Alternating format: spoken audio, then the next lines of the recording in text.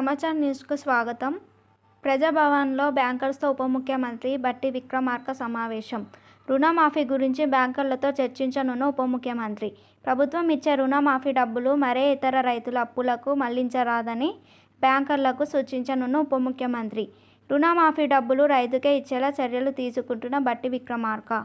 సమావేశానికి హాజరైన వ్యవసాయ శాఖ మంత్రి తుమ్మల నాగేశ్వరరావు మరియు ఆర్థిక శాఖ అధికారులు.